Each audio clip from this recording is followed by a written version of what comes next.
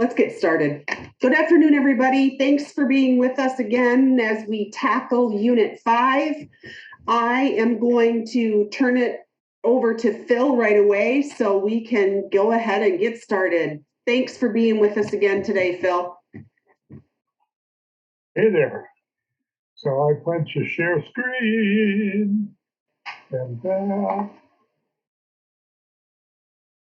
And people can maybe pull up the handout packet that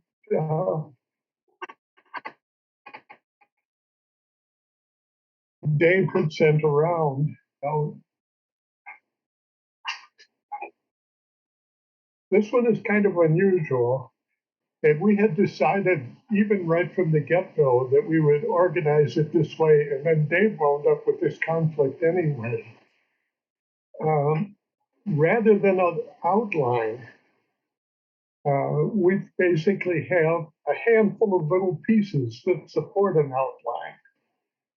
And Dave's going to come in a little bit later on and make a couple suggestions as to how they might be organized. Now, there is a reason for this, and I'm sure that he'll explain it in somewhat more detail, but it really comes down to the fact that some people choose to make religions part of every unit all the way along. And the materials that we produce should be able to support that as a possibility. Other people prefer to have a single unit about religion and kind of bring them all together. And we've got some materials that support that option. So the bottom line is we wind up putting more stuff up on the website than anybody is likely to use.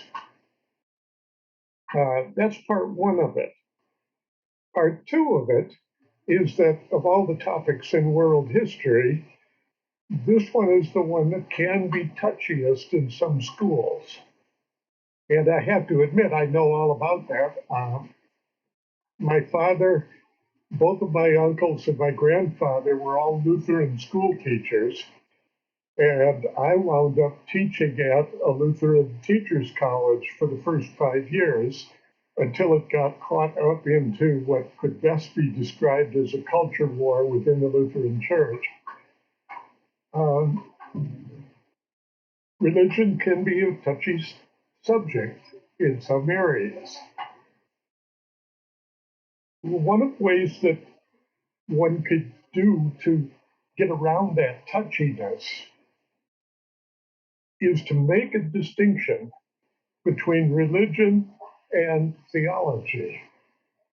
Theology being your concept of relationship between God and man, and religion being all of the human trappings that go around that. The way the buildings are built, the kind of art that gets supported, the kind of stories people are allowed to tell, the way that the stories are adjusted, all of these other things about religion, including some of the less savory parts of that. And we will get into that a little bit later on. So what we've got is the usual activity summary, which you probably want to pay a little bit more attention to this time because you might want to pick and choose among several of these different activities. I'm going to make a case that we cannot understand the geography of religion unless we also understand the geography of trade and the geography of military activity at different times in the past. Phil? And a lot of the other lessons have been saying plenty of things about military activity, Caesar marching into Gaul and all that kind of stuff. And we have had some activities about trade. But there is one activity that doesn't actually look like an activity about trade until you're done with it. And we thought we'd go into that into a little bit more detail right at the beginning. That sets up a discussion about the concepts of choke points and breakpoints. Now, these have been important throughout history. They've been the places on the map where trade gets channeled through a fairly narrow area, a pass in a mountain, or a good crossing of a river. This got to be especially important after people started doing long distance trading over the oceans because there are a number of choke points in the ocean, places where trade routes have to go through, like Gibraltar, a 7 mile wide strait that connects the Mediterranean with the Atlantic. So we've got an activity about that because it turns out that that is related to the geography of religions in a fairly significant way. Then there are some activities about spread of different kinds of religion. The Glick specifically mentioned the spread of Islam, and so we've got a mapping activity about that, which later on will be used to talk about the spread of some diseases and the spread of some languages.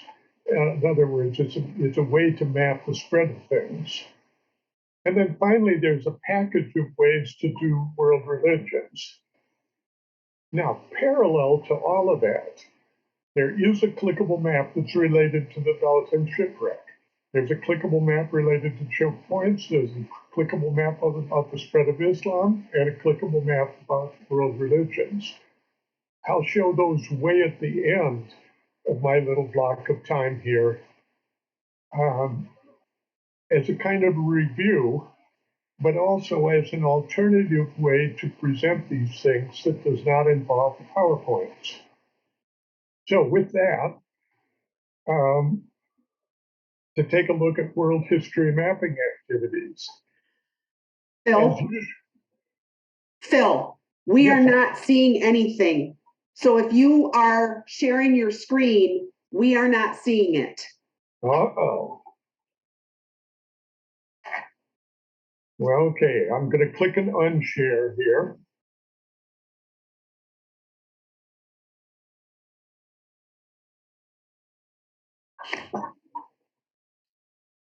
Yeah. And while you are doing that, hopefully everyone has downloaded the handouts for tonight.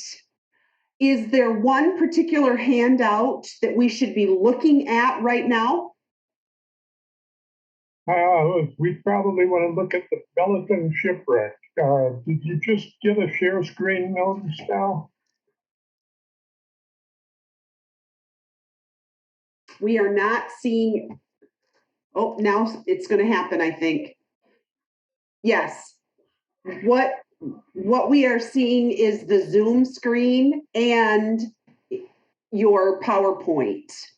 Okay, so I'm going to turn the PowerPoint on and it should take over the screen. Yep, we're good. Thank you. I have no idea why that didn't behave before because my screen looks exactly the same. And it's got a little stop share button up at the top of it. So I must have been sharing it with something somewhere.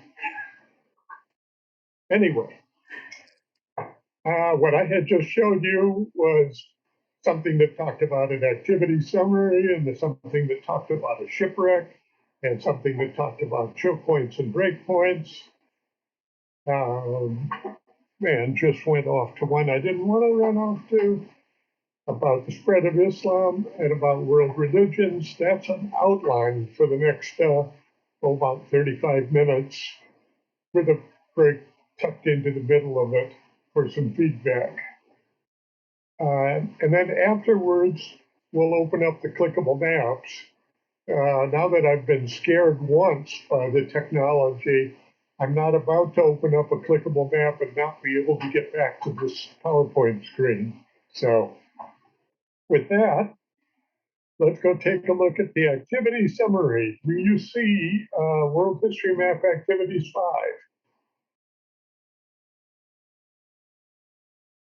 And not having heard a no from anybody, I'm assuming we do. That should be the first page on your handout packet too. So there isn't any reason to take notes on this PowerPoint. Just kind of relax and get an overview of where we're heading.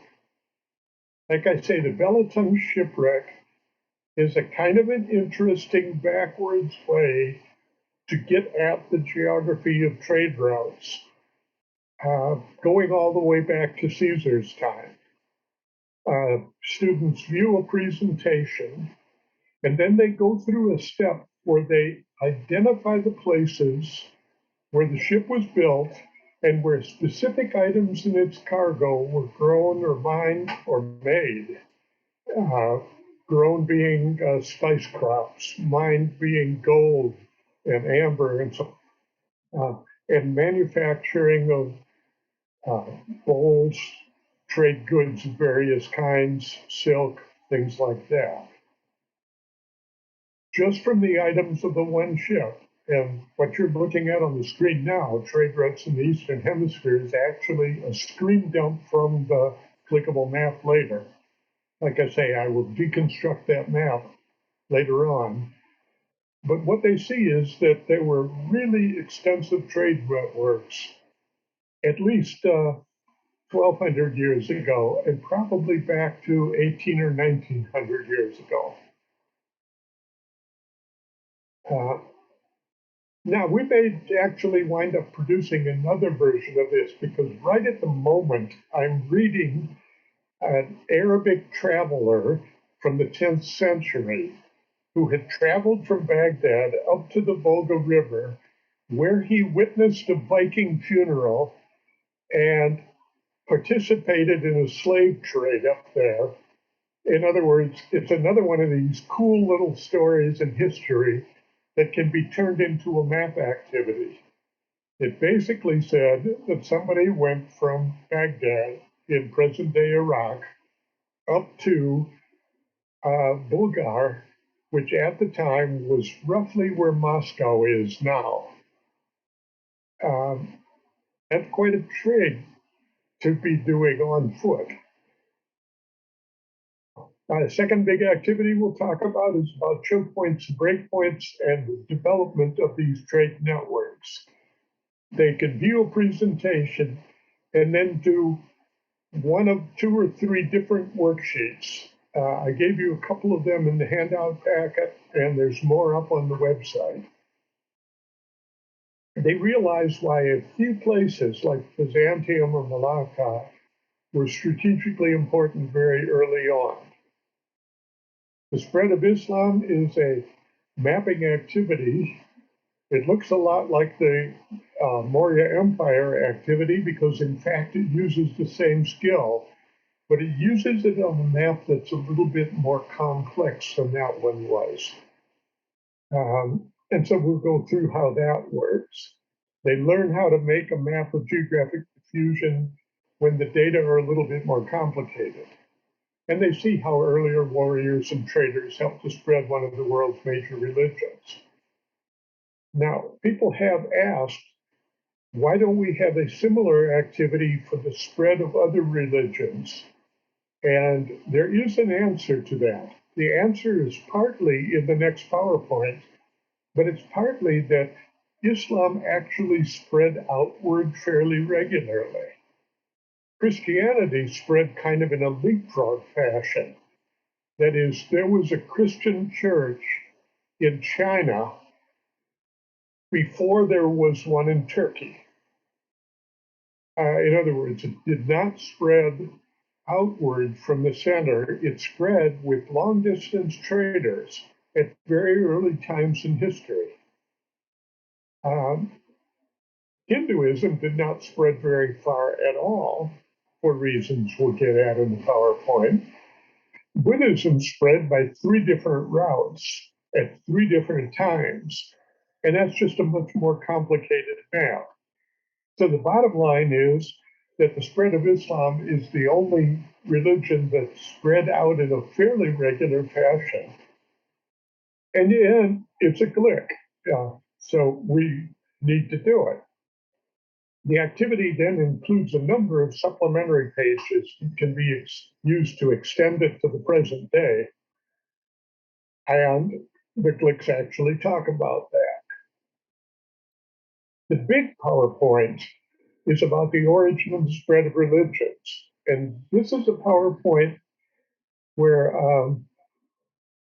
I need to say in advance, it's too long. And it's too long because if you're going to do the religions separately, you want to do different pieces of this PowerPoint when you're talking about different religions. And if you want to do all the religions together, then you want to think about what frames you want to cut out of this PowerPoint. You'll see what I mean a little bit later on when we open it up. The PowerPoint is also linked to a clickable map. And in fact, if you have personally gone through the PowerPoint and kind of mastered the basic points of it, you could actually teach the same lesson from the clickable map, and you wouldn't need to use the PowerPoint. The whole point is to get a visual image about the general location of the 6 major religions and the border areas between them. Because the border areas between religions have often been areas of conflict. What I put up here is a 16th century painting of what is called the Notte di San Bartolomeo. That was a night, one night in France back in the 1500s when a huge gang of Christian mercenaries basically killed about 35,000 people that believed a different religion. We can talk a little bit more about that later if you want to, but that is the single biggest mass religious extermination event before the Holocaust. There's lots of different ways to review these geography of religions, and especially if you break this apart into different pieces, you want to have a couple of these review packages. And so we'll talk about putting all the religions on one page and having people match them up. It's one of several forms that we can introduce, teach, or assess the geography. And then finally, there's a more in-depth look at the varieties of Islam.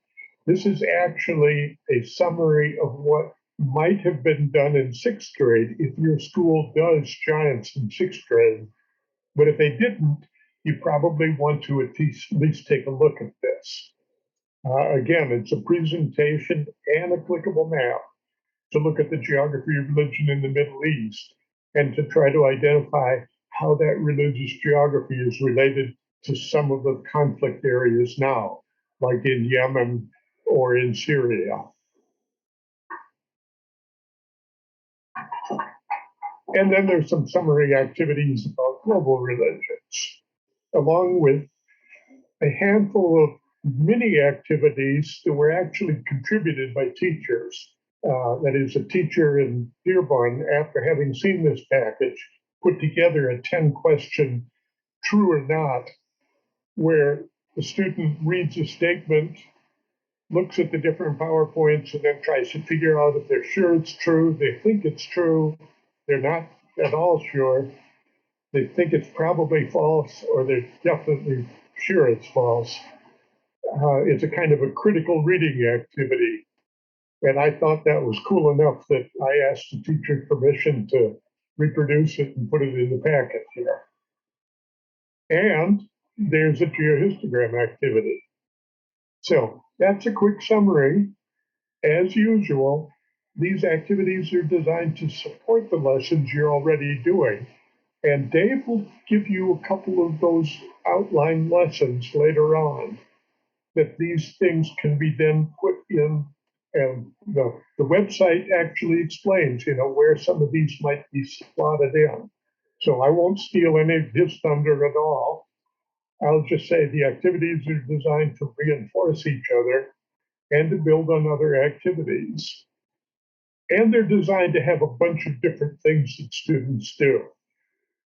So the usual postscript, you don't have to use them all. You can start slowly, try out one or two. And if you want to be like that teacher in Dearborn, take a look at one of them and say, hey, I can do this better, write it up, and we'll put it in the package for the next generation. So with that, let's go have a look at a shipwreck. You should all see a picture of a ship, right? And I'm going to show you a PowerPoint that I can't give you for copyright reasons, but I will give you a website that you can get the 3 frames, and then what you download from our website, the Giants website, what you download is a stripped down version of this particular PowerPoint that I'm going to show you. So you might want to take notes on this PowerPoint for some of the little facts that are there, because like I said, I can't share part of it with you. The story starts out very simple. Sometime around the year 825, a cargo ship sank near Belatongue Island. Now, you might legitimately ask, where's Belatongue Island? It's about halfway between the Spice Islands and the Straits of Malacca, and the odds are you students don't have a clue where either one of those are. So there's a map that is in your PowerPoint that says that shipwreck took place just about where that red pointy star is. It's in one of the choke points because a lot of the trade had to go through there. And the jury is out as to whether it was a shipwreck or whether it was a naval battle that resulted in the sinking of a ship. But either way, you can spin the story just about any way you want for your students and talk about divers digging around on this thing. The ship was sunk in 825. It was discovered about 12 years ago. And the report of what was in it was finally released to the public about 7 years ago. Now, this was an Arab ship, and the ship itself is kind of interesting, particularly from our point of view, to try to understand the origin and spread of things like ideas, inventions, and religions. So we'll probably talk a little bit more about the ship itself. What I can't give you is a picture of what was on this ship, because the people who did the discovery, like I say, just about 12 years ago, are holding on to the copyright very tightly. But you can put the words shipwreck Belatongue into Google search, and you can get a picture of a lot of the things that were on it. The gold cup in the upper right corner, the perfume jar just below it, some gold trays, other things like that. So you can find these things fairly easily. And Google is kind of cool this way. If you can't remember how to spell Belatongue, just put down belly tongue and Google will find it. They will say, did you mean shipwreck Belatongue? And it's the very first thing that comes up on Wikipedia. And it's a good Wikipedia article. It's about 4 pages long. You might even assign it as a reading for your students. It happened during the Tang Dynasty, and you can find the pictures by putting shipwreck Tang Dynasty down. The ship carried a few containers full of very rare spices, and the Spice Islands are off to the east of there, so that makes sense. It had some bowls and cups that were made out of gold, and they radiologically traced where this gold came from, West Africa. It's noteworthy for an extremely high level of craftsmanship, and they think that the craftsmen were in Canton, China. The main cargo was about 60,000 bowls. They're bowls of a type of ceramic that could only be made in China at the time, and therefore was in high demand in places elsewhere in Arabia and in Europe. The bowls, by the way, were actually glazed with a pigment that comes from Japan. And the bowls were stored inside of big clay jars. Now, you see the picture here. It's one of these broken clay jars. It's a special kind of clay that is waterproof, and therefore the bowls survive being buried in the ocean bottom for 1,000 years. They were packed in this jar so that the glaze could be preserved.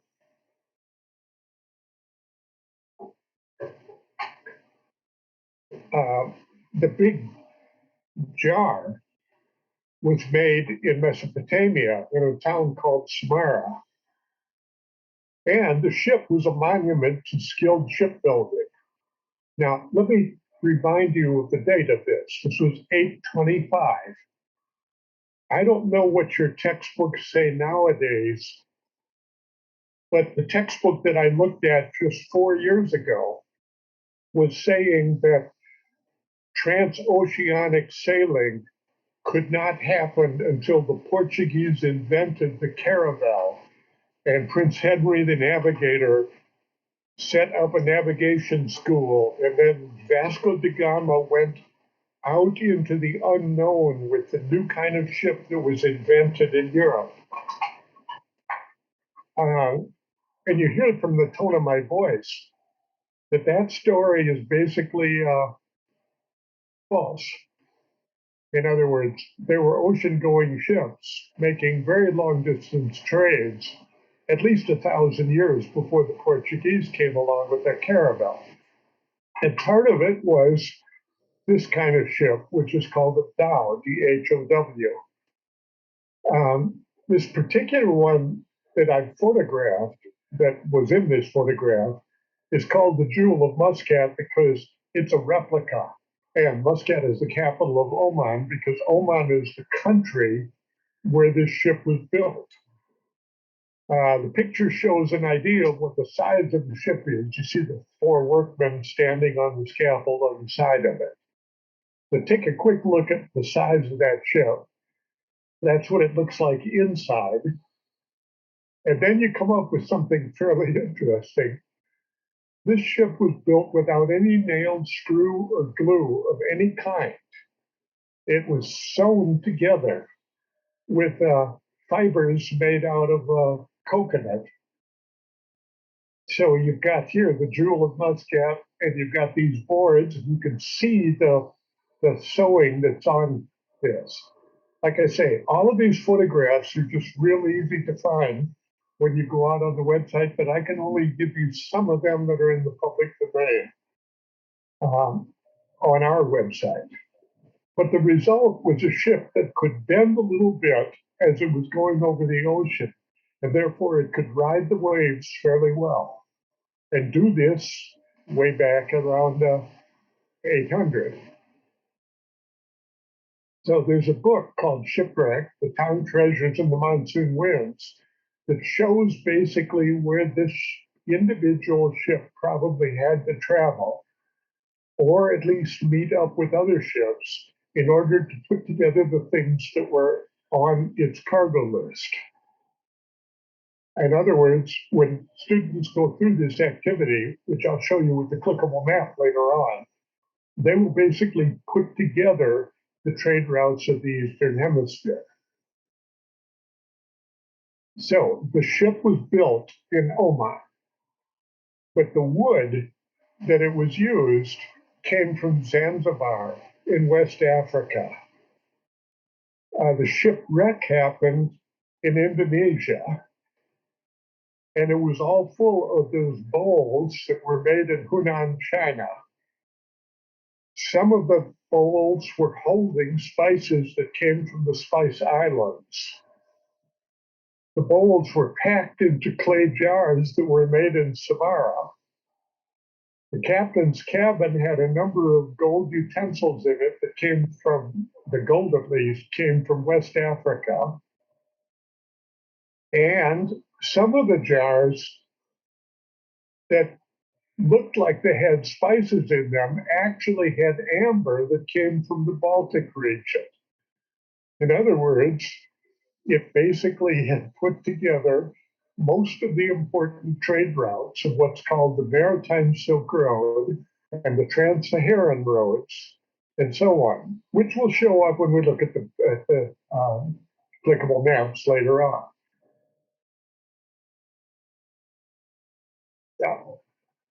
Now, how does this tie with the geography of religion? If you take a look at this map and you look at all of the places that are breakpoints, places where cargo had to be transferred from a ship of some kind to a land transport, a wagon or a camel or a donkey, some way of transporting it on land. In other words, a port. Just like we've got ports right now that transfer, from container ships onto railroad cars. If you take a look at all the places where that transfer took place, one very important transfer was a port called Basra, which is where the religion called Zoroastrianism started. One of them is in a port up here in northern China, where the bowls would connect. And this is where Confucius was born. One of them came from a port over here in West India, and Gautama Buddha was born and raised about 4 miles away from here and did his early preaching in this port area. One of these places where cargo is transferred was the port of Tarsus. That was actually the second biggest port in the world at the time of Jesus Christ. And those of you that have been reading the New Testament lately know that there was a character that came from Tarsus called Paul, who was a Roman citizen, but he grew up in Tarsus, which, like I said, was the second biggest port at the time. So the message that you get is that lots of religions started in lots of different places, but the religions that spread substantial distances are all related to the trade networks because the early missionaries or the founders of the religions actually were in the nodes of that trade network. Oh, and I left out one more important one. Mecca was the biggest trading hub in West Africa at the time of two trade routes. The gold trade route that came out of Africa and the frankincense trade route that we've already talked about that came from Yemen to Rome and to China. So when we take a look at a shipwreck, it opens up the fact that that ship traveled between places that were connected into these trade networks. Now, that's one way to kind of go backdoor into it. Rather than just give the kids a map of, say, here were the trade networks, a map which I guarantee they will forget because it is too complicated, we kind of break it down little piece at a time. And if you tell the story right, the ship that went down, it might have been involved in some fighting over there. It's carrying some goods and contraband between China and Arabia and so on. It gives you a backdoor way to get into the notion of trade networks.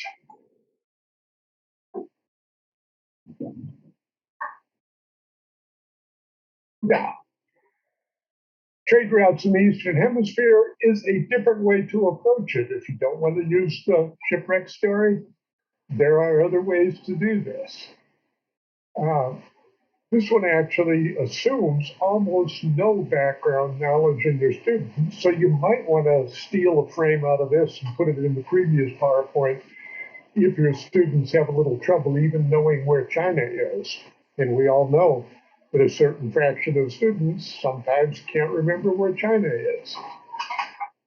So it talks about a trade network that is about Sahara. It talks about trade networks that went as far as Siberia in order to bring furs into the trading system. Britannia was a source of the tin that people needed in order to make bronze. Indonesia was a source of spices that drove a big part of the trade networks. Italia was where Rome was located when it started into these trading networks. In other words, we could go around and kind of find these different place names to the extent that your students need that background. Like I say, this is the kind of maps that you can show them and run, but don't assume that they're ever going to be able to remember it. It's too complicated unless they kind of verbalize it and walk through it, kind of one area at a time. If you do more work with this, with the Clearwater maps, and put things like deserts and so on the top of it, it gets even more complicated. Like I say, we have an activity about choke points. The choke point being where the trade network was shoved into a very narrow pass, where they have to go through a strait between land areas or a pass between high mountains. I've mentioned Gibraltar as one of these choke points, but Suez is one of the choke points. Bosporus and the Dardanelles, which we might not want to use those names. We might just want to name the city that was there, which was called Byzantium for a while. Then it was called Constantinople for a while. Then it was called Istanbul for a while. And as of yesterday, a French aircraft carrier actually went through that strait in order to get into the Black Sea, in order to be there in case of a war in Ukraine. So this is a place that has been a choke point for 2,500 years and is still an important choke point today. The Strait of Hormuz, about half of the world's oil flows through that strait. The Strait of Malacca, almost all of the trade that goes from China to Arabia or to Europe goes through that strait next to the town of Singapore. The English Channel was a major choke point. Talk about the Armada and things like that. In other words, students should have an idea of the names of some of the places that people have been fighting over for thousands of years because there are places where trade is forced to go through a narrow little hole. Somalia is one right now. It's a little late to be talking about Captain Phillips in the movie. That's like so 20th century. But Somalia piracy is still a significant part of the news today. And the other part of the activity is about these breakpoints, the places that I've already mentioned. The trade had to go from one mode of transportation to another, like from camels to ships or from ships to trains. Alexandria was a key breakpoint. Canton, China, had a Muslim population less than 40 years after Muhammad. Baghdad was a key breakpoint back when the Persian Gulf extended further up. The Crimea was a major breakpoint of trade that went into Eastern Europe. Danzig, Gdansk, where the Polish Revolution started, that helped break up the Soviet Union. Shanghai is a key breakpoint. And Jeddah, which is the port of Mecca and Medina.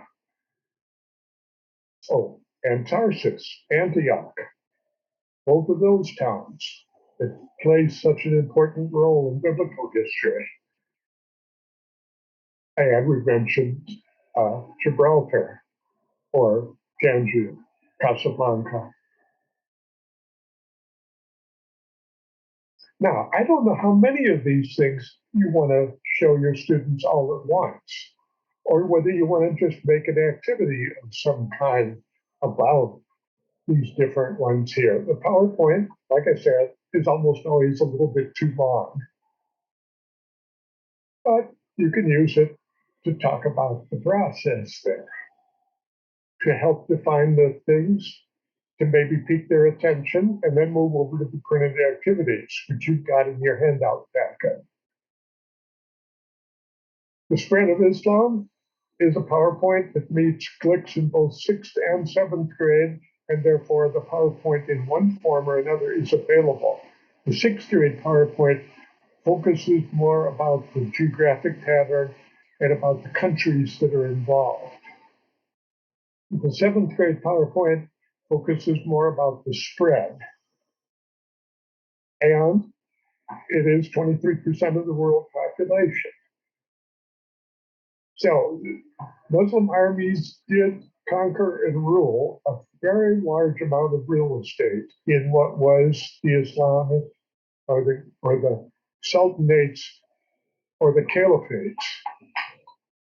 Uh, and this is where one needs to do what I suggested way at the beginning, and that is to separate the idea of theology and the idea of religion and the idea of military activity, and then recognize that at certain times in history, those three were connected with each other, and at other times they weren't. Because people chose Islam for a whole lot of reasons, and only about 10% of it ever was by conquest. Most of it was by trade. We could use these numbers to show the early spread of Islam. Um, the Arab, it started in about the year 622, which is year one in the Islamic calendar, and you can write M on your map to show where Mecca is. And then use a dark color to shade the area that was Islamic under Islamic rule while Muhammad was still alive. The twos show where it was spread in the next 10 years after that. And that was a fairly large area because it encompassed most of the Arabian Peninsula and stretched west into Africa and northward into the Caucasus area. Over the next 10 years, most of the spread took place northward, went over the Caucasus and out into Central Asia.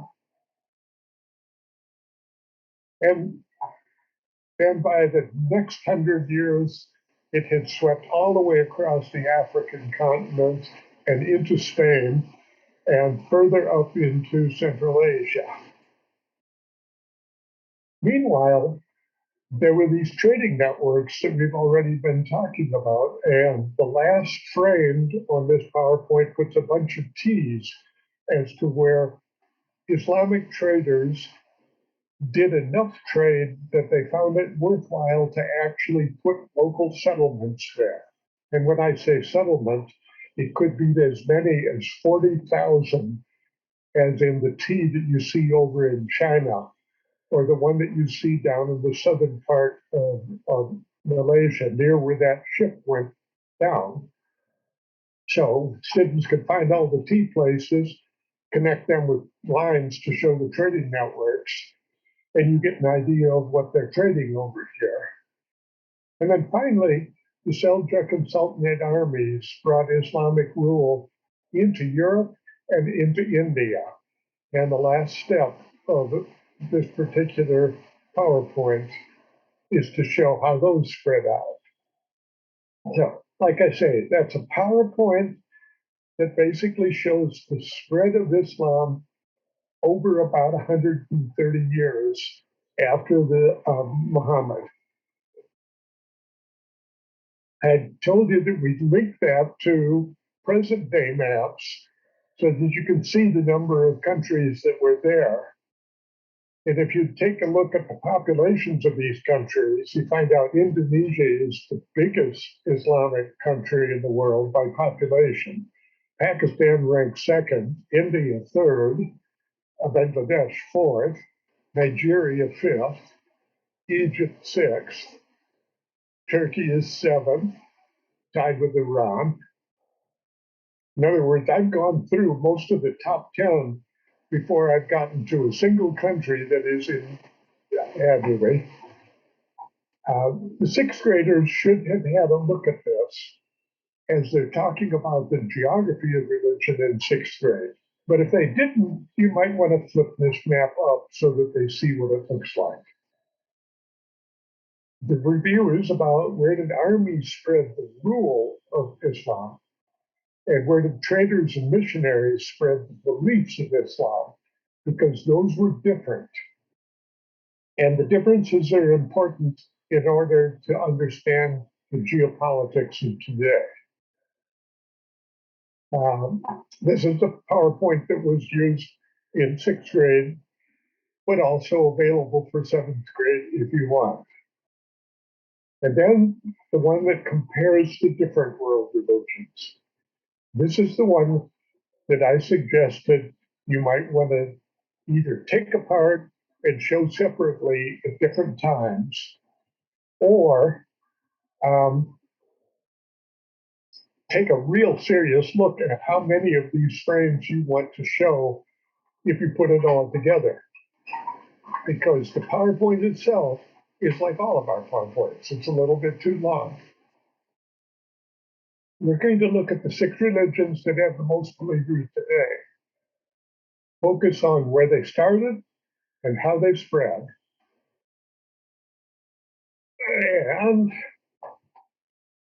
I'm going to give you a couple minutes to take a look at this map because it is exactly like the kind of map that I showed you back when we were talking about what do we remember from a map of Africa.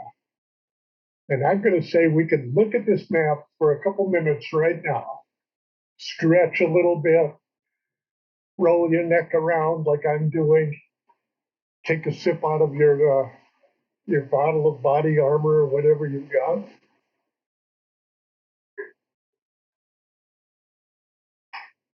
And then I'm going to wait 20 minutes for this to drop out of your short-term memory and then ask you to draw it again. And I will guarantee you will forget an awful lot of these details. In other words, we talk about the major languages and religions in the GLICs. We talk about the geographical center and the spread of major religions. And we talk about using maps to analyze the interactions of major world religions. And we can't do it by showing them a color map of the world religions and expecting them to be able to remember it, because it just isn't likely to happen.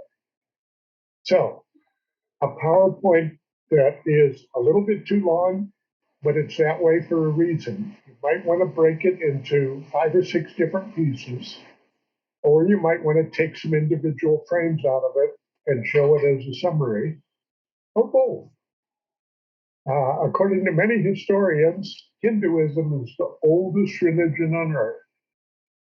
It started in South Asia, modern day India and Pakistan, but it never spread very far, at least not for the first about 2,000 years. It spread more recently, and in fact, you actually see a couple dots over in places like New York and Chicago and Dallas, Los Angeles. Now that we've got a global trade network of individuals, uh, Hinduism has spread a little bit farther than that. But for a long time, it didn't spread very far. And one very obvious reason is if you put the map of mountains on your clickable map, you find out it couldn't spread very far because people, A, couldn't travel, and B, didn't live very far away from there. Until people got good ships, India was kind of cut off from the world. Another religion started in South Asia hundreds of years later. That one, however, started about the time that these trade networks began to be established. And Buddhist monks went with traders on boats to China very early. And a little bit later on, monks went with the trader caravans on the Silk Roads that went between Europe and China. And still later, Buddhist monks climbed the rugged hills at places like Nepal and Tibet and the steep valleys of Southeast Asia. The result is that Buddhists live in pockets in many places in Southeast Asia. The oldest ones are in the ports along the coast. The next oldest ones are in those inland places along the Silk Road. And then the third one is this kind of wave that spread across Southeast Asia. A third really important source of religions was a piece of land called Phoenicia, Canaan, Judea, Levant, Israel, Palestine, and probably 50 other names that I don't remember offhand.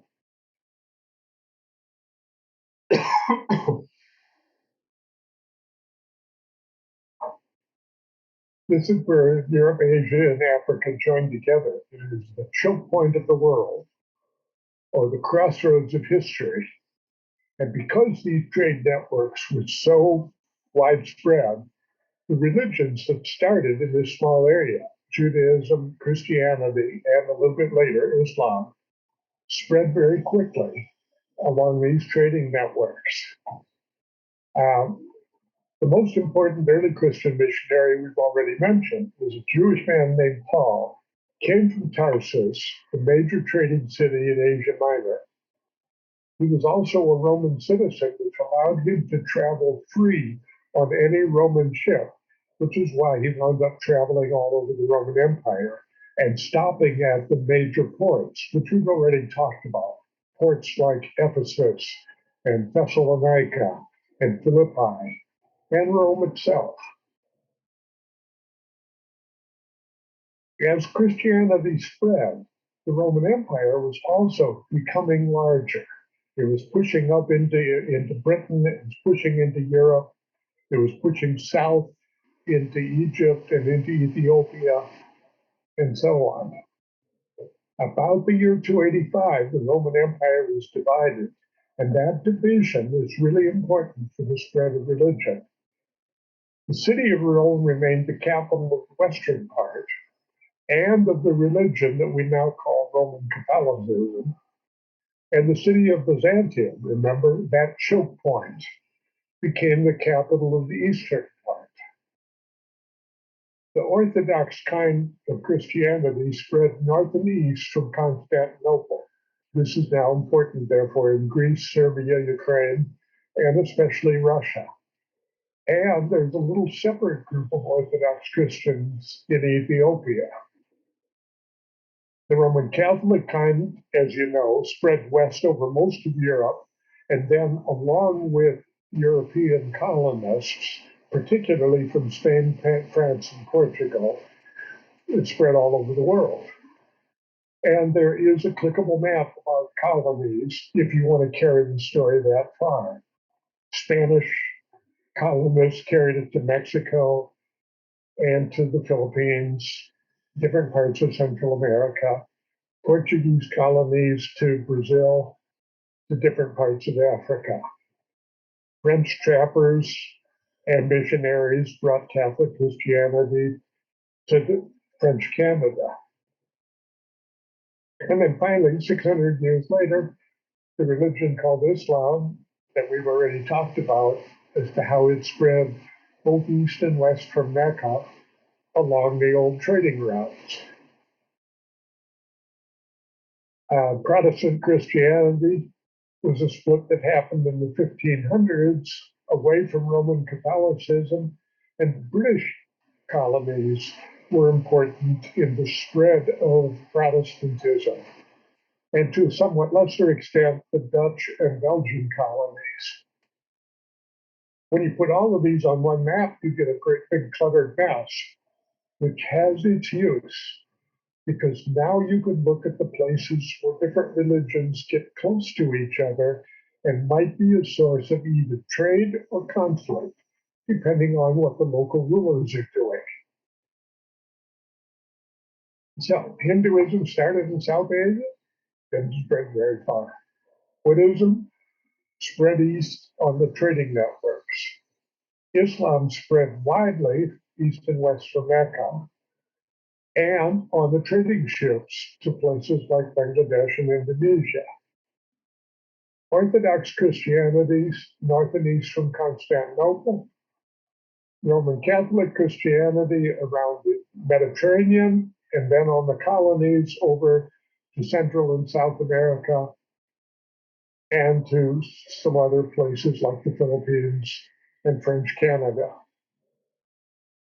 And Protestantism from Northern Europe, and along with the Germans and the British and the Dutch, And the Norwegians can't leave the Scandinavians out of the story if you come from Minnesota, you know. And then via missionaries to large areas in Africa, Australia, New Zealand. In other words, that map I showed you at the beginning is a little bit easier to understand when you know when things started and what the trading networks were at the time, which would predict how they spread. And in 2018, a lot of our conflict areas are happening on the contact zones between some of these religions. Now, this PowerPoint ends up with saying that because people moved to the United States in many parts of the world, we have got Catholic churches, we have Protestant churches of different kinds, we even have Protestant congregations meeting in a mall near Cleveland, Ohio. And by the way, if you're ever in Cleveland, it's a great place to go on a Sunday morning and just walk down the hall and listen to all the different music coming out of the different, what used to be stores. There's an Islamic mosque near Detroit. There's a Buddhist monastery in upstate New York. There's a Hindu temple in California. There's an Orthodox church in Pennsylvania, along with the cemetery. Tells you where it came from. And then a last frame on the PowerPoint that connects the words back to the colors as a review for the students.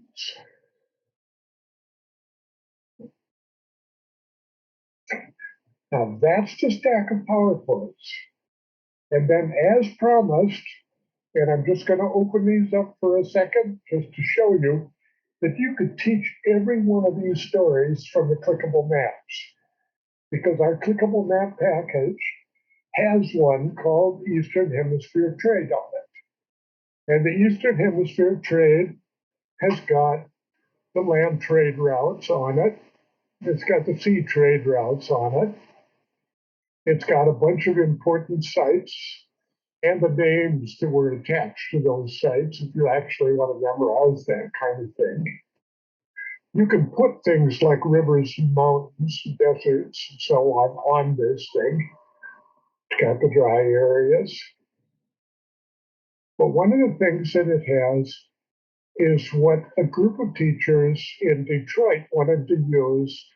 Rather than talking so much about the trade routes, they wanted to talk about the trade routes. And there's a key to these trade routes. The Ming Dynasty had this as kind of their trade network. The Vikings traded from the Caspian Sea over as far as Iceland. The Silk Roads were up here. And of course, like any clickable map, you can put all of these on and you can see how these different trade networks interacted with each other. And you can take a look at the trade goods that were on that shipwreck. That is, the jars that held things, because remember, those are those big clay jars that were waterproof? Because archaeologists have found those clay jars that were made in this town of Samarra in Iraq. Archaeologists have found them in all of those locations. Or the bowls that were made in Hunan, China. And archaeologists have found those Hunan bowls in all of the places where those blue dots are. And people have found gold from West Africa in all of these places. And all of these things are related to that shipwreck that you saw. Like I said, that's one clickable map that you could use to tell the story if you'd rather not use the PowerPoint. Another one of these clickable maps would be about the world religions. And this one literally lets you just turn on the core areas and then the areas of small spread outward from that core area, or where Islam is as a core area, and then to put the Detroit Mosque on over here.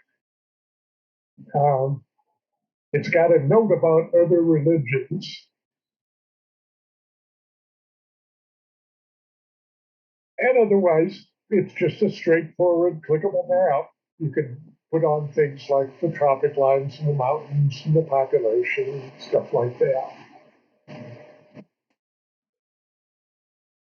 Another clickable map that you might want to have a look at is the Southwest Asian Resources one, because this one actually lets you turn on where the Shia Muslims were.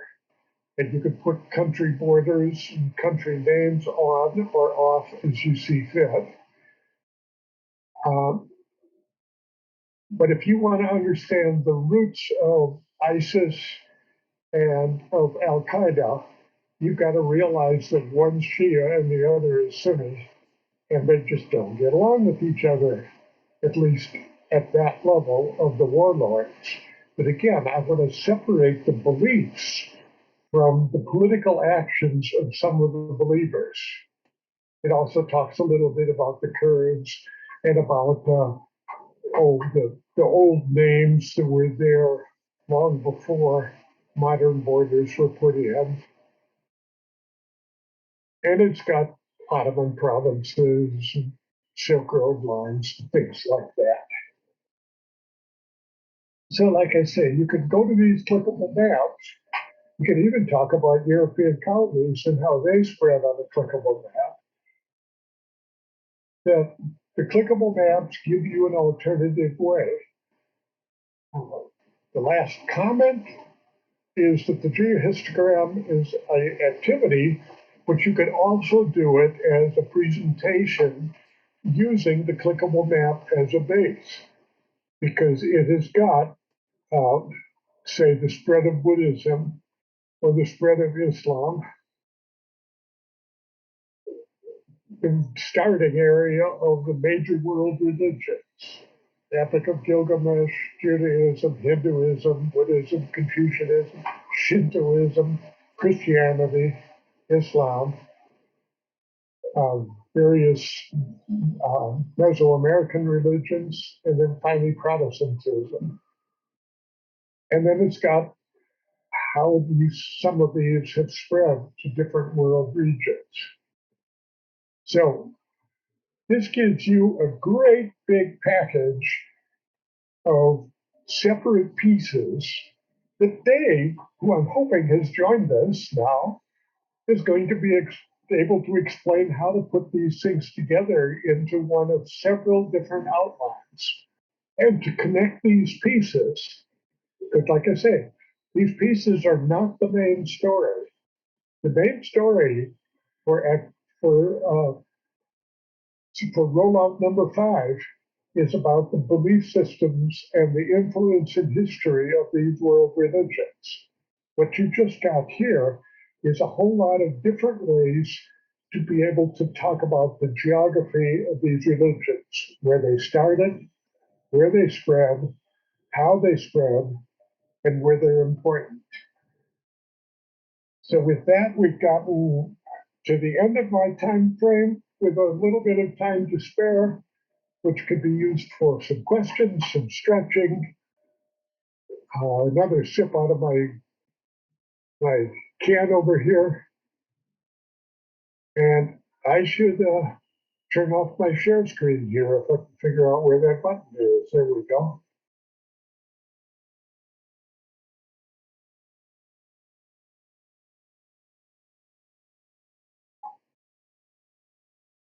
Hello, Becky. Earth calling Becky. Is Dave joined us yet? I believe so. There he is. Hey everyone, sorry I'm running a little late tonight. I thought it would be a fun and wonderful endeavor to direct a high school musical in the middle of a global pandemic. Those of you considering it, don't do it. We are going to be doing exactly what Phil said in just a minute, where we will start to sort of outline some various ways you can slice and dice this particular unit. But I believe before that, Becky, we have a break on the agenda. Is that correct? Yes, sir. All right, so let's take our 15-minute break and we'll be back here at 5:48, which still puts us ahead of schedule. You might get out early tonight. Sounds good. All right, we'll see you at 5:48. All right, my clock has struck 5:48 p.m. Can someone, maybe Becky, quickly confirm that you can see the giant seventh grade rollout agenda on my screen, that I'm sharing the right one? Perfect. Thank you muchly. All right, so let's talk a little bit. This is new for me at a Giants rollout. I have a brief PowerPoint presentation. Now I'm in two screen mode here, and as always, Zoom just completely vanishes when I'm in there, except for the little bar. If I see something pop up in the chat, I will try my best to grab it so I can address it there. So if you have questions going through this, go right ahead and just unmute and interrupt me. Quick sidebar, we're actually going to record, we're going to take this part of it and take it out of this as well and put it on the actual pacing view, because we've got multiple ways you can slice and dice this particular unit. So I'm going to spend a little bit of time talking about the various ways that you can approach teaching religion in seventh grade Giants. Um, the alternative path, the alternative to the path that Phil and I took was two completely separate units. But we felt that this was way too confusing to have a Unit 5A and a Unit 5B. So we are going to talk a little bit about the justification that we had for handling the unit this way. And we're going to walk you through the two different ways you can choose to teach this unit in future school years. So the first thing to recognize is that while the content expectations for most of seventh grade world geography are sound, there are some major issues that were never resolved for the final publication of the document. This left a very interesting back nine, so to speak, to anyone planning curriculum for a course. The first part of this issue is keeping two really powerful standards on the growth and development of world religions as separate entities that aren't affiliated with any earlier content expectations in each of the existing historical eras. There's some benefit to this, including the ability you have to have some flexibility with how you choose to teach religion. But this same flexibility is also ambiguity to a new teacher that is just setting up their courses for the first time. So take just a second to take a look at those two standards. These are the standards on which this whole unit is structured around. So if you dig into those, you've got major world religions listed, including some that are outside of the time frame of this course. That was, of course, due to some political lobbying during the standards writing period. And then you've got those big long examples may include but are not limited to, which again, this isn't a standards rollout, but we specifically called out examples this time as examples may include but are not limited to for an assessment standpoint, to sort of limit how the Department of Education can assess the standards. They really have to stay focused on this part, and they can't necessarily choose assessment items from what's in the blue without some kind of a prompt. So all of that backstory is part of the reason why some of the seventh grade standards are as messy as they are. So again, you've got things like Sikhism, which does not actually fall in the scope of this particular course, but is included here. You've got Islam, which technically this is a sort of an era 3 standard if you're looking at the schema for coding these things, but Islam is an era 4 idea principle. So this is sort of an issue. So unless you explicitly know to teach these in context throughout the entire course, this could suggest to a brand new teacher that religion is its own separate thing. They may very well be aware that each of these religions sprang up in their own different historical eras, but many of them may not actually recognize that they have the ability to teach the standards in this fashion when it comes to designing their units of study. They don't have to do what we're rolling out to you tonight. You don't have to do a full-blown religion unit. So yeah, we're going to highlight that flexibility for you here in this part of it. The second major problem is Michigan's Era 4 standards, how we handle Era 4 of world history. Anyone who followed that whole saga of the content expectations knows that the seventh grade Era 4 standards probably went through more changes over time than all of civics and economics combined at the high school level before landing where we landed. You can see we've got this crisis in the classical world glick, which takes us through the collapse of empires, which was actually already hinted at in the earlier Era 3 standards. Um, and then, while it's clear to go through that section of the world, roughly to 1500, you're missing a lot of key terms in there. In addition, this is where Islam springs up, but you don't see it mentioned at all in the Era 4 standards. That second standard covers Africa to 1500, and while we have highlighted some civilizations in that era, this standard can easily look like its own survey course on the surface, unless you rein things in as a teacher and see these standards for what they are, which is a bridge back into US history in the eighth grade level.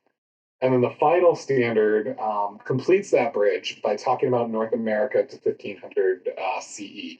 Essentially, these three standards together are meant to cover a section of content that many eighth grade US history teachers have woven into their instruction, even though it's not a part of their standards. All of that exists in the fifth grade. So the seventh grade writers chose to put these in here as a bridge into the high school. But still, again, there's no mention of Islam, which is a continuity of practice throughout the seventh grade standards. You're not seeing any of those religions called out in the standards for their historical eras. And finally, this is compounded by a third major problem, which is the high school world history standards, which I do not have a screen capture of here, but they do not contain a very robust pathway to cover information that may have been lost in the shuffle. The high school standards begin by talking about some of the religions, but make no effort to bridge back down into the seventh grade and reinforce any learning that may have taken place here. There isn't explicitly missing content. The years line up, and a good historian knows to tackle events that aren't specifically called out in the examples, things like the Renaissance, the Reformation, all that good stuff.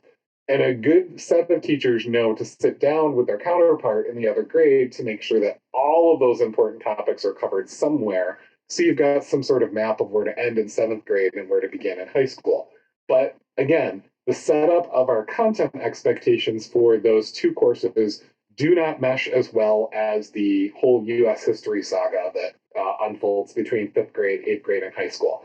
If you take a look at those standards, there's a really good flow of ideas, and you can see the story and you can see how complete it is. You are sort of, with the way that the seventh grade standards are written, you're sort of left up, that's sort of left up to the imagination. So, again, I think the biggest of these problems is that, especially to a brand new teacher, you may not see some of those connections built in some of the earlier units because they may look at the standards and treat it as its own separate thing. So, welcome to Unit 5. Phil and I recognized these problems and we did a religion unit anyway. Just kidding, sort of. We recognized this would be a problem, and while we honored the original Giants units configuration that taught a religions unit, we also wanted to spend just a little bit of time via the rollouts with you to ensure that we created a path to teaching religion in context in as logical and friendly a manner as we could possibly muster. It's still going to be a little confusing, hence this part of the video is going to get called out and put specifically on the pacing view on the website. So yeah, welcome to Unit 5 where the rules are made up and the points don't matter. Again, I'm kidding, but you'll notice further down the page on this Unit 5 overview, we've added an important note about Unit 5 where we explain what it is that we have done. So between our last rollout and today, Phil and I have now gone back and provided you two different options for teaching religion while still keeping a quote unquote religion unit option for those of you who prefer that way of doing things. Either way is fine, but we wanted to make sure that we were covering as many bases as possible. So seventh grade has its own little unique thing in two paths. Either way, Unit 5 will cover all of the religions with a lens of trade, as you've already learned about today with Dr. Gershmel. This can be a solid way of delivering this unit if next year you decide to go back and teach each religion in the historical eras in which they appear. And in this configuration, you'll teach all of lesson 1 and all of lesson 2, and you'll conclude with the performance assessment we give you at the end of things. And then poof, congratulations, you're ready for unit 6. But we have also provided you a full unit here with all of the religions, which at the very least is what you'll need this year. In this configuration, you'll teach all of lessons 1 through 3 and conclude with the performance assessment we give you at the end of things. And then congratulations, you'll be ready for unit 6. Confused? If you are confused, don't worry. We're going to take a little time to go over things with you in this portion of the video. Like I said, is going to go up on its own separate piece. So on the main page, if you scroll over to 7th grade Giants and hover your mouse over and you choose pacing view, this beautiful pacing guide pops up. You always have the option to view the pacing guide for the course. You can also navigate through the course via the pacing view if you prefer. And as you can see, this is set up with the configuration of a full Unit 5 on religion as part of things. But in a nutshell, we've gone back and spliced Lesson 3 of Unit 5 into the appropriate places in previous units with a note, like we'll show you in just a minute. So, in the hopes of keeping Unit 3, which covers Era 2 of world history, from becoming a monster unit, the very first thing we're going to recommend to you, if you choose to teach in context religion, is splicing the introduction to the comparative religions chart in Unit 2 of Giants. We'll go over what that means in just a minute. And then when you reach Unit 3 of 7th grade Giants, which covers Era 2 of world history, you will now find that we have spliced in activities in logical places that introduce Hinduism, Judaism, and Buddhism, respectively, throughout the unit. This does, however, increase the length of the unit, and that will not be delineated in the suggested pacing guide. So just be aware of that. You're going to take a chunk of the guide from here and basically splice it into Unit 3, lengthening that, Unit 4, lengthening that, and then this becomes a lot smaller. The next piece in Unit 4 of Giants, which covers Era 3 of world history, you will splice in some of the activities centering around Christianity. And we bring Islam into Unit 5, this unit that we're rolling out tonight. We keep it there in an effort to tie up the bow of religions throughout the course. So once you get to Unit 5, like I said, you're going to weave Islam in like we note, and you'll conclude your religious studies with the same 2 projects, regardless of which configuration you're following. You won't find a traditional assessment in this unit because of the flexibility we built in over how to teach it. So what does this mean for you, the teacher? Have we created some sort of Frankenstein's monster out of the existing units? Will they be confusing to pick through? Will I have to go to 6 different places to get the units I need? All of these are probably valid questions that are circling through your brain after that crazy 10 minutes I just went through there. But first of all, Unit 5, Lesson 3, we start right off with a notes on how to study religion in public, or why we study religion in public schools. This guide, we talk about the specific content expectations that exist here, offer up some other states, for example. I chose some blue states, some red states, and some purple states, and their standards, all of whom handle the same content in very similar ways. So if you ever get, because this is the religion, or this is the unit that a lot of people start to get a little nervous when they get to, if you get questioned on why are you teaching this, you have a document from us that sort of gives you some of that rationale and points to other states that have similar standards. So it's not like Michigan arrived at this in a bubble. And then the second thing that you'll see is the splicing guide, in which we attempt to give you all the details you need to pick the path you want going forward. When you hit at the very end of Unit 2, Lesson 3, one of the last things you now have the option of doing, this is a screenshot of Unit 2, Lesson 3 now. This was not here when you went through Unit 2 before. One of the last things you have the option of doing is beginning your study of world religions with the next unit, Unit 3. But because Unit 3 has become disproportionately larger than Units 4 and 5, if you choose to take this path, we recommend you save a little bit of time, and at the end of Unit 2, start talking a little bit about the comparative religions handout. And that's going to be a graphic organizer that's going to then follow them through Unit 3, Unit 4, and Unit 5. And it has its own purpose in Unit 5 that that completed comparative religions handout will have. So this exists in Unit 5, Lesson 3, but we have also spliced it into Unit 2, Lesson 3, so that you can launch your studies if you choose to do religion in its historical context. When we make it to the end of Unit 3, Lesson 1, you're now going to see that we've spliced in all the Hinduism content from Unit 5 at the end of Lesson 1. This was a logical connection point from some of the activities introduced earlier in the units, but again, like all things giants, you are free to do it however you want. This is simply our best suggestion based on the overall structure of the units. Same deal in Unit 3, Lesson 2. The end of Unit 3, Lesson 2, you'll find we've spliced in the overview of Judaism, just like the previous one, we've given you some instructions for weaving it into the unit. And just like the others, we found this to be the most logical place to include this conversation. But if you don't like it here, move it to wherever it makes the most sense for you. And then to mix things up, we also added an overview of Buddhism in the middle of Unit 3, Lesson 3. So instead of at the end, like the previous ones, this one's most logical place was in the middle of Unit 3, Lesson 3. And this was a good place, to include this religion before wrapping up that entire historical era overall with those remaining activities that appear in the third lesson. So, Unit 3, you have the option of bringing in the activities for 3 of the 5 major religions that we're going to be covering. Unit 4, Lesson 2, towards the end of the lesson, but not buried at the very end, we've included our historical overview of Christianity, which emerged in this historical era. In particular, the activities that follow that part on world empires are a really great way to reinforce some of the content they'll learn about in this section. But Phil and I did talk at length about whether this should go before the world empires activity or after. Ultimately, again, like all things giants, do it where it makes the most sense for you. We just gave you the starting point.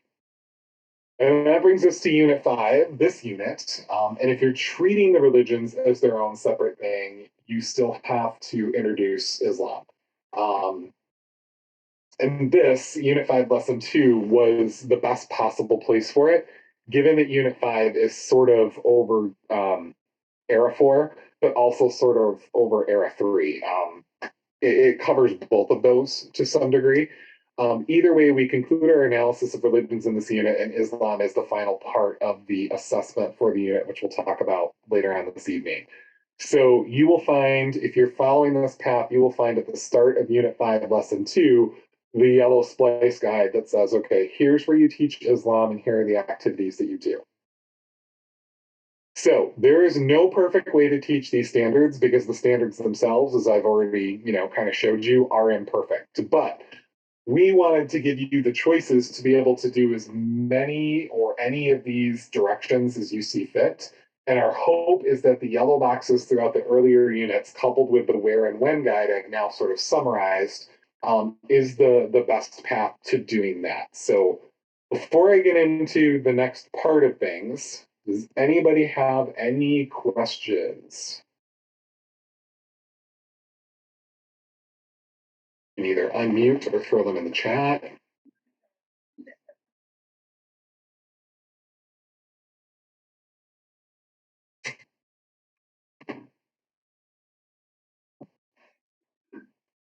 So I got a question. Go for it. Okay. So you've got Buddhism mixed in with Judaism. Is there a reason for that? They are in separate parts of the lesson, but it's all from that historical era. Sorry. Oh, okay. And then Michigan this year added a lot of Jainism. Does the Hindu lessons have a good chunk of that because of the new standards that Michigan rolled out that included Jainism as a, additional religion that they want covered? So that is actually news to me.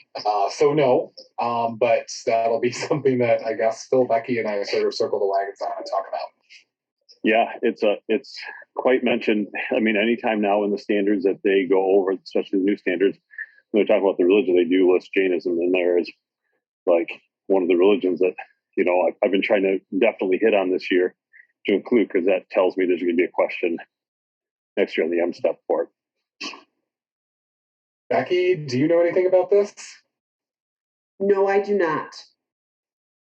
So, would you mind throwing a link to those in the chat so that Becky, Phil, and I can kind of take a look at those later? Because I'd be really interested. I'll send you an email tomorrow. I'll copy my standards. I'm on my phone right now, so Gotcha. multitasking, listening, and but yeah, I'll send that to you tomorrow when I get to school. Much appreciated. You've got 3 standards writers on the call, and none of us had heard of this before. So that's interesting. They're in the new ones. So all right, yep, I'll send them to you. All right, thank you. Hey, no problem. Thank you. So yeah, the overall answer to that question is going to be no right now, but we now have homework and marching orders. So other questions?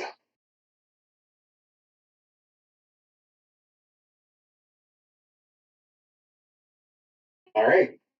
I will keep us moving right along. We are still ahead of schedule, which is always a good place to be. So I will move us now into, probably should have had this up before. Let's take a look at lesson 3, where all of this stuff ends up coming. So first of all, I mentioned before, we've got a teacher's notes on the study of religion in public schools. This is your ammunition if you end up needing it. If you have anybody challenge you, and I'm completely honest with you guys, over the districts that I have worked with, I don't see a lot of challenges on the religion unit. When I have, however, nobody ever seems to have had a problem with their kids learning about Hinduism. Nobody has seemed to, I have yet to receive an email from a teacher saying I've got parents complaining about the Buddhism portion of my lessons. If I have heard from anyone, it's when we get into Islam that things tend to potentially creep up. Either way, if a parent does come and say, "Why are you teaching this stuff in class?" We have tried to give you this guide as a way to have some of that ammunition at the ready, at your fingertips, exactly when you need it. So, this "Why Study Religion in Public Schools" piece will probably be edited multiple times, but it will always be linked in that main part of lesson 3. Because it's important and because we want to make sure that you guys are as prepared as possible should a challenge arise. So you can take a look at this, but as you can see, I've listed Georgia standards and where they have called it out. I've listed the Massachusetts standards and where they've called it out. I've used Kentucky standards and where they've called it out. I've used the Texas standards and where they've called it out. And if you pull these things up, you will see that they handle these in very similar ways. So it's not just, Dave, Becky, and Phil, as 3 of 20 standards writers, did not just say, "Oh, we are going to do this really cool thing on religion that no one else has done." Everyone who has social studies standards seems to have some way, shape, or form that this is somewhere placed. And so if people are like, "Well, show me where," we've given you, like I said, blue, red, and purple. You can take your pick. So. And then the splicing guide, this is my attempt. This was my attempt, and feedback always, always, always welcome. But this was my attempt at building out a paper version of that 15 minutes I just went through. So ideally, you've got 2 different ways to access the how to do it. And whichever one turns out to be the most useful for you is the one to go for. And moving into the lessons, then we have, here's the comparative religion chart. And this chart, like I said, if you start this in Unit 2, this is going to be something they're going to make a copy of. And at the appropriate places in Unit 3, you'll say, "All right, pull out your comparative religion chart. We're talking about Hinduism now. So pull out your comparative religion chart. We're talking about Judaism. Pull out your comparative religion chart. We're talking about Buddhism." So if you are, doing this early, you're going to want to make sure that you, have kids star it so that they can get back to it very easily, because they'll be going through multiple times through multiple units. But if you're teaching this as presented, this is the appropriate time to roll that out and kind of explain to kids. We do have an example in here already to show the sorts of things that we would be looking for, and that's in the student copy. So, and then we've also linked you to a place. You are definitely not just limited to the 5 religions that we cover in here. If you want to add any more in here, we've got this big religion chart that has a lot of others that you may choose to weave some instruction in on. And again, it'll give you, it's to some degree an answer key and to some degree a rabbit hole, but either way, it's there for you if you choose to do more than we presented you with for this. Now, there are 2 sorts of projects that go along with this. The Religious Holidays Project is one, and then our assessment is another. And Becky caught me on an off day when we were chatting about these, and I had sort of I talked about I talked about them interchangeably. They are 2 completely separate activities. One is more small group project based. The other ends up being a small group assessment at the end of this. So we have 2 different things for you here to sort of summarize all of the things that we're going to do. But essentially, with this one, you'll have kids work either in pairs or in individually or possibly in small groups. We've listed a bunch of different holidays from a bunch of different religions, and students will basically undertake a group project where they pick one of those religions from the list, and they develop some sort of presentation that sort of teaches the classmates about that religious celebration.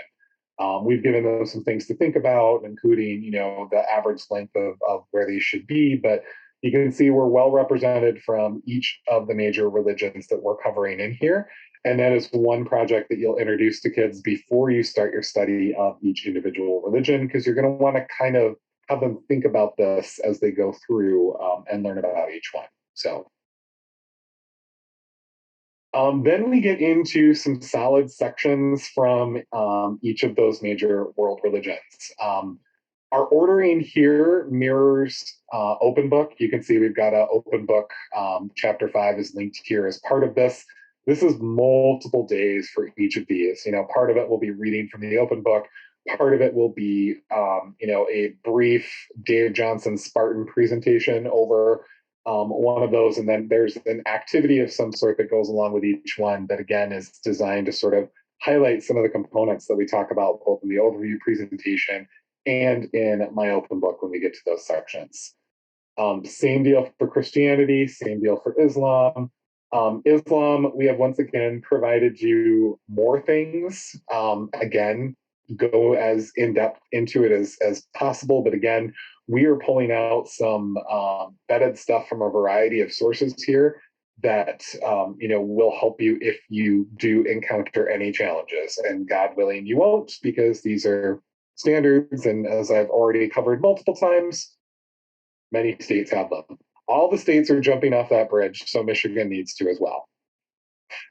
I didn't even get a smirk out of Becky on that one. I'm so disappointed. So there we go. There we go. She's muted, but I heard the snort and the laughter. This is good. This is good. All right. All right, then we have our section on Hinduism. Again, we've got a Hinduism overview presentation. We focus in a little bit on the Ganges River here with 2 different articles and some things that you can do with them before we sort of close off with Buddhism, with a Buddhism overview and activity centered around the Eightfold Path. After we've done those, and those are the pieces that are spliced into previous units, Section 7 and the conclusion does not matter which of the paths you are taking for this. Both Step 7 and Step 8 are taught in Unit 5 in this place. You will not find Step 7 spliced into previous units.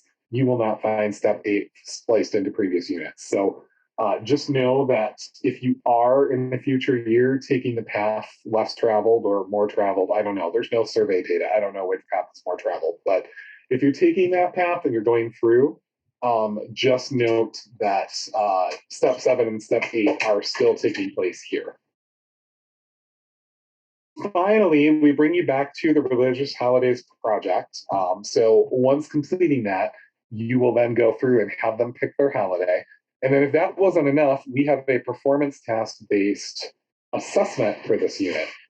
And boy, Becky, did I really overshoot my time, or did I really undershoot my times on the agenda this evening?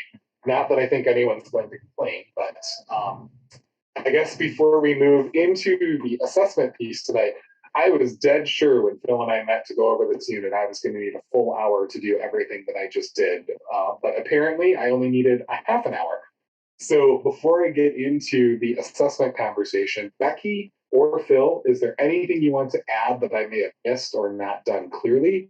And Becky, do you have any skills and such that you want to add to this? I'm putting you on the spot with both of those questions, but either of you, do you have anything you want to add to this part of the rollout?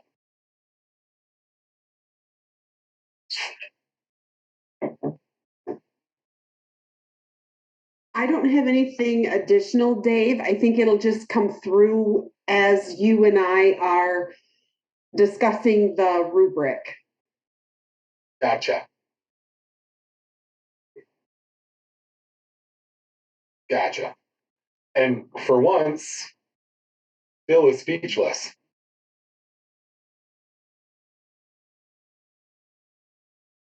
Okay. All right. Well, this is one I did upload the rubric to the assessment drive that we've shared with you before. That is also linked in the agendas. But this is one where the assessment doesn't need to be kept a big secret because it is a performance task. So if you're in this unit, you can go ahead and click on the assessment party plan, and then we'll sort of go over the rubric. So take just a minute to read over that scenario that's on the screen, either by looking at my screen or by pulling it up yourself. I'll make it just a little bit bigger on mine.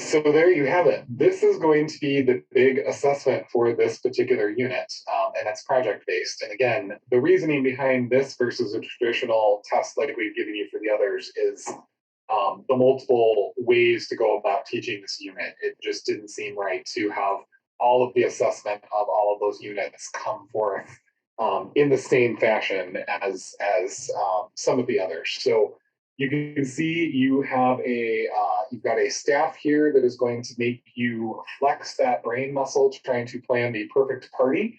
And so students will work, you can have them do it individually or you can have them do it in small groups, but students will work to take everything from that comparative religions chart and everything that they've learned about religions, either through the whole course or through this unit.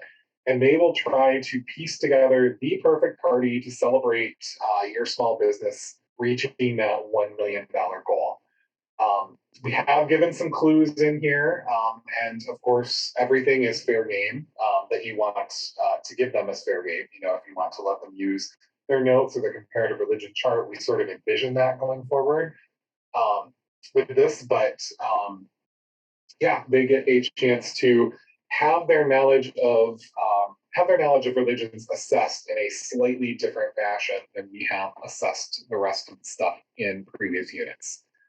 Now, as far as the rubric goes, Becky knows how much I love rubrics. They're my favorite thing on the planet, you guys. So I will not get into the sarcasm that is exuding from every pore of my soul as I say that. But we did meet for a good long while to try to come up with a really good rubric for this for you, for those of you who are so inclined to use them. And you can see one thing we did not do is assign point values to anything. That is up to you. However many points you want this assessment to end up being is up to you. But we have put them into three very handy categories, which you can further pick apart if you want more. You know, if things don't line up mathematically the way you like them, we've at least provided the scaffold and the bridge for you to start, to break it down a little bit further if needed. But you can see we have everything set up based off of the 5 different things that we're asking kids to consider in that group. And they get full credit for doing the things in that first column. They get partial credit for receiving the things in that second column, and they get no credit if they basically skip out on that piece of it entirely. Becky, go ahead. I know you're chomping at the bit to add here because I've been talking for way too long. What should we highlight about this? Well, I think that one of the important things that I like to think about with regard to this kind of assessment and the rubric that accompanies it has to do with the not just the content that goes around from like the knowing, right? You have put a lot of really good hints in the assignment itself. But I think that it also goes to a much more cognitively rigorous level of thinking by students, because it's one thing to make sure that you are planning the appropriate menu, for example, but also in discerning, why you wouldn't have certain items on that menu. And I guess when all is said and done, and Dave, I just keep thinking about how you and I ended our discussion about this rubric. I think that at the end of the day, this is really helping students practice effective citizenship. Even if we're not making them write a paragraph about, why do you think this was a great assignment to work on? Or what do you think the moral of the lesson is, right? I think again, coming at this from the standpoint of, well, this is a really important celebration. And, that you as an entrepreneur, you want to get it right. And there are a lot of community stakeholders involved in this. Because if you do this incorrectly, you're a business after all, and especially a small business. So word could get around, right? So when I have seen this in action, that's one thing that the teachers make sure that they do. As they're walking around working with these small teams of students, they're trying to plant those reminders. Remember, this is a small business, right? In maybe, well, obviously in a diverse area. And again, you don't want to offend any religious or ethnic group or groups in making a mistake with the menu or the timing. You don't want to be insensitive to special holidays or celebrations. The gifts of appreciation. Again, you could really offend someone if you give the wrong gifts of appreciation. So at the end of the day, if they're practicing respect and courtesy and observing diversity and celebrating diversity, I'm kind of thinking that might not be a bad thing after all, especially when often we look at 7th and 8th grade curricula. And I know that I've heard from several people who have said, well, where's the civics? Where does where do some of those principles and values come into play in ancient world history, right? And how can we get students to think about the past at the same time that they're thinking about the present? Um, so I think that kind of this assignment kind of checks some of those boxes, and I don't think that that's all bad. 100% agree. And kids, this is probably something that's going to engage them a little bit more than the Google slide questions we've been, not that they're bad questions. I mean, they went through a lot of work, but when you tell them this is the assessment of the unit, there's going to be probably some big sighs of relief in the classroom because they get to do something a little more social. We're putting the social back in the social studies with this, but they get to do something a little more social. They get to demonstrate their learning in a completely different way. And let's face it, if you are delivering this unit right now or in the next few weeks, this is when they really need that the most. We're on that long stop towards spring break, and everything after spring break may go really, really quickly, like the blink of an eye. But, January through, especially when you don't get some random snow days thrown in there, January, February, March can be those long months where you need something fresh and new to keep them engaged. So. And just a side note, Dave, I'm not sure if you and I have talked about this in the past or not, but this, this came from my county, from the writers from seventh grade. And as we were working on it, I then a week later was in another district and in a working with world history teachers, and they were making tweaks to some of their units of instruction. And lo and behold, this activity here became kind of a scaffold for an assessment that they put into, in this district, world history is taught at the ninth grade level. So there was kind of a similar but more complex scenario that this was really the scaffold to that assessment that would occur a couple of years later.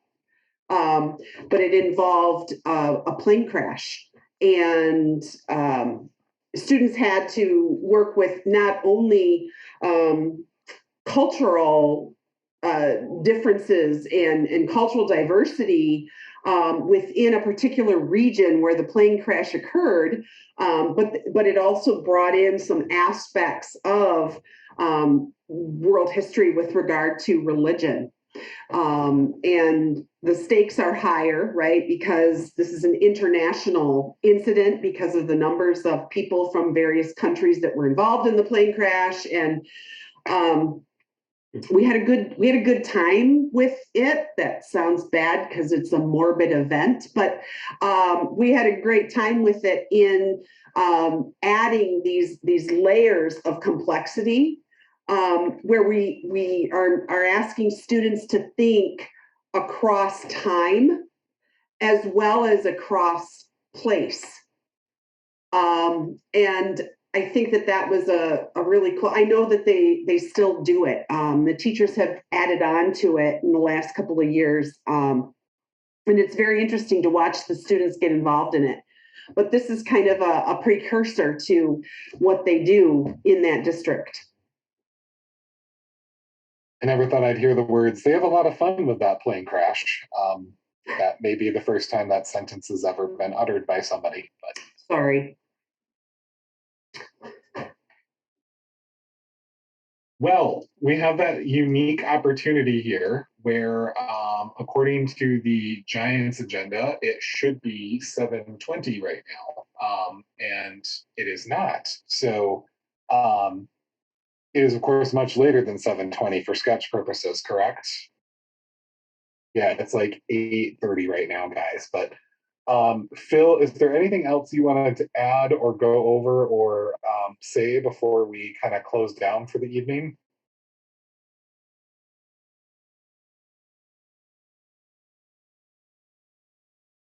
I guess the only real thought that I had, let me see if the video even works here. There you are. Um, when I was looking at the geography of this, one of the questions that kept coming up for me was, what do they already know from sixth grade? You know, how much of the geography of religion have they done that? Because there are two GLICs in the sixth grade package there, and there are lessons out there. But one of the numbers I think that keeps coming up is relative populations. We had somebody mention the desire from people in a particular community to talk about Jainism or Sikhism. And you'll notice that my PowerPoint did not talk about the spread of Judaism, even though that is listed in the GLIC specifically as one of the ones we're supposed to cover. And part of the problem for that is that it gets caught up in what could very easily become an entire course. And in fact, when I was in New York, it was an entire course. That because the New York population is about 26% Judaism of some kind or another, in the neighborhood that I lived in, we actually had 5 synagogues within a half mile of us. And they represented denominations within Judaism that were just as different as Baptists and Episcopalians and Mormons are within the broad range. So one of the things that I keep thinking, if they did not in sixth grade get an idea of relative numbers, the two activities that we put up there that had world maps and they have the relative numbers, 2.3 billion Christians and 1.9 billion Muslims around the world. It's very easy to lose sight of the fact that there are twice as many Christians in Uganda or Venezuela than there are Jews in the entire world.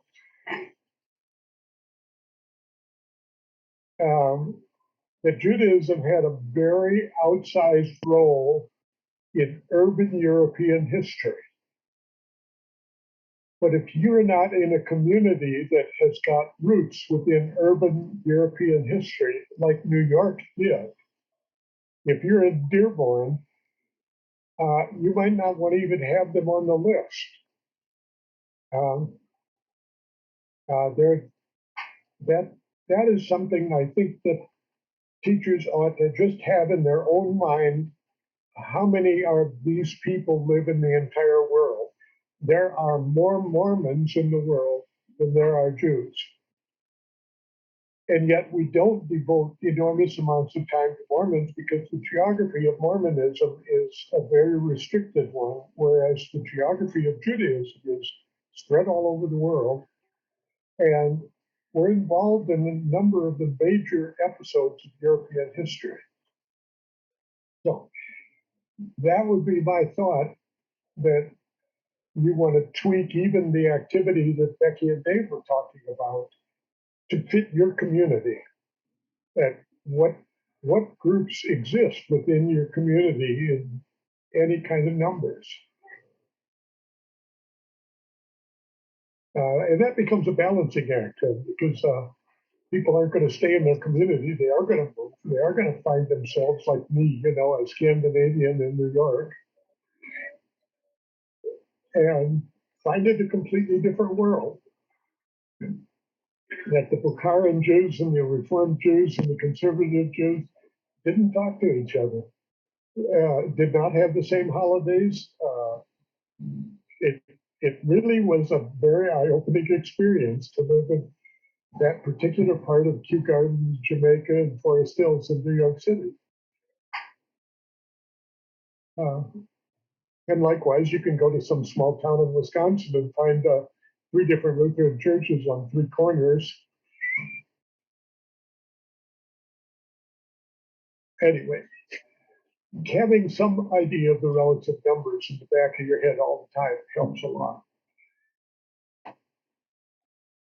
Well, and yeah, whenever someday I will be able to visit Becky in person at her ISD again. It's been 3 or 4 years at this point, but there's one path home that takes me through. I call it Church Alley. It's like a main street, but it's wall to wall churches. Like you name the denomination, they've got one on this road, and it's just interesting to see, yeah, what they do and don't have.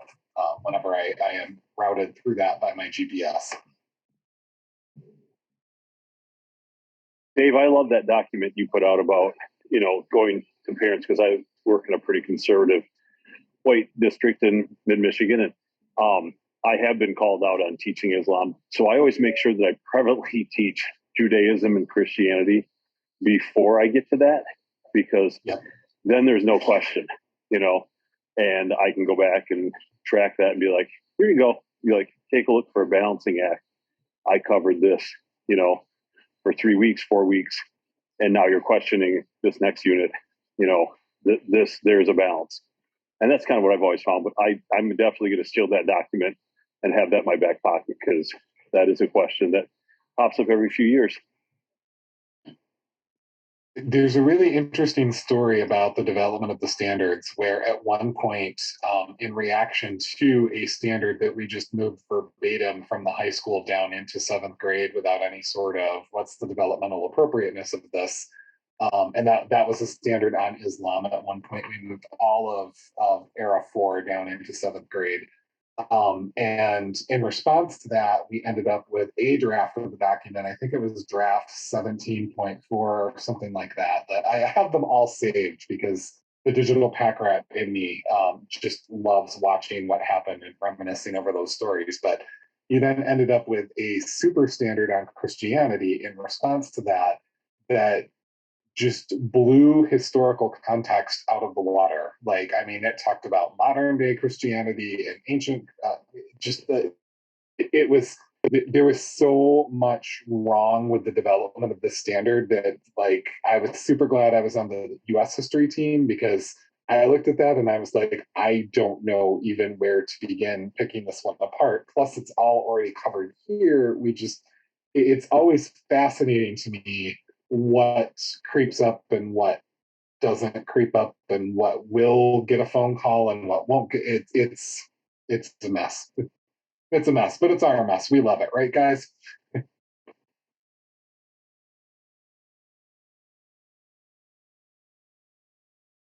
All right. Well, I don't have anything else. Becky, do you have anything else for tonight? I'm good. Well, we are letting you out of here right on time. And we are just grateful that you guys chose to spend an evening with us again. Again, apologies for my tardiness, but we have one more rollout in the middle of March, and that is it for us, because with that next rollout, we're going to cover Unit 6, and we will cover the final course performance tasks. So you won't want to miss our exciting conclusion to 7th grade Giants, which will take place in the middle of March. But we appreciate all of you, and I sincerely hope that if you're having rough weeks or rough 2022s, February is right around the corner. It's all looking up. What days are going to get longer. The sun is going to be out longer. The weather's going to warm up. So just keep an eye on all of that. But know that there's some Daves and Beckys and Bills out in the world that have your back. And if you need us for anything, don't hesitate to reach out. But have a great night, guys, and we will see you next time.